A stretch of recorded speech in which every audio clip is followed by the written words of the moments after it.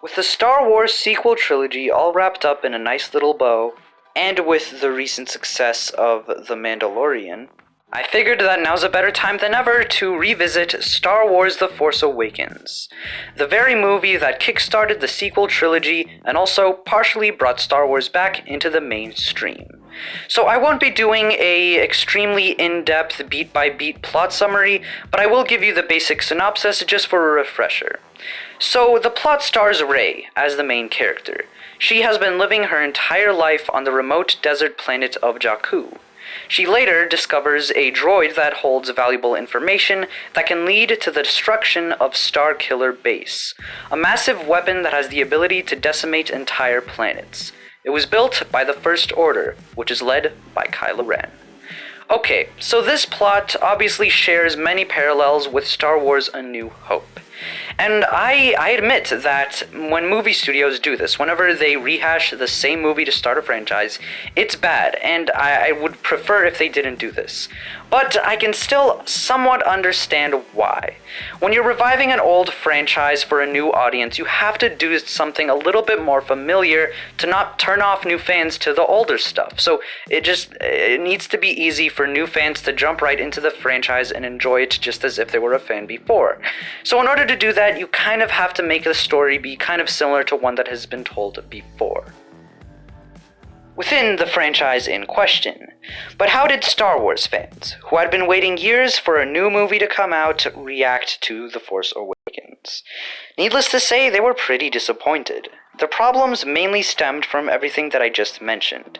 Just the fact that Disney was just recycling the Star Wars A New Hope for a new audience.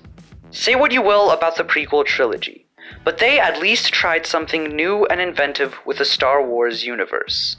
They took themes and elements from the original trilogy, built upon and expanded them to tell an important part of the Star Wars story that we were unable to see before.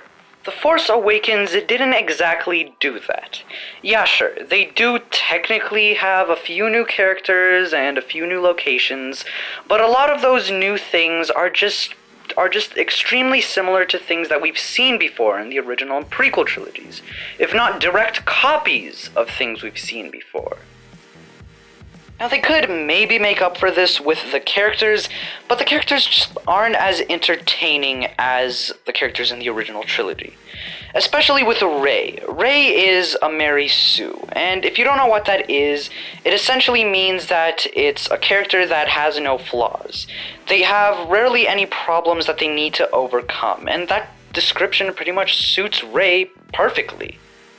Now, it was a little bit cool to see a stormtrooper turn to the good side with Finn, but, even then, it's not really done as good as it should be done, if that makes any sense. Now, to the movie's credit, it was still pretty fun to see characters like Han Solo and Princess Leia again, since it had been a while since we've seen them on the big screen.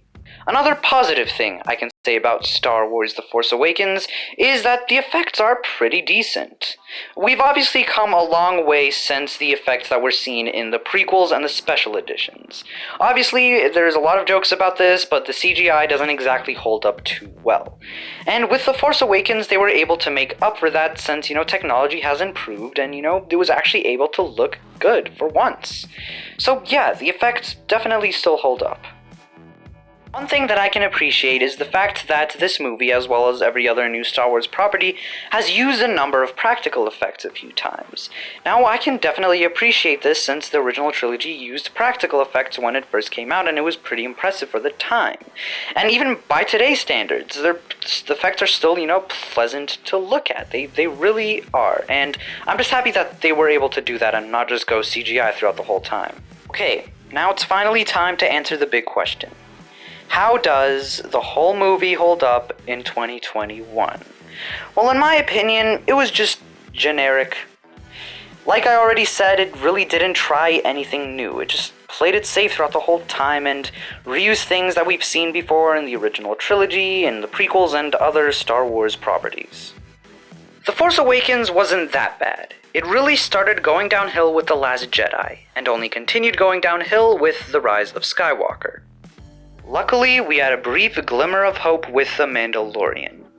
I just hope Disney has good plans for Star Wars moving forward. Thanks for watching.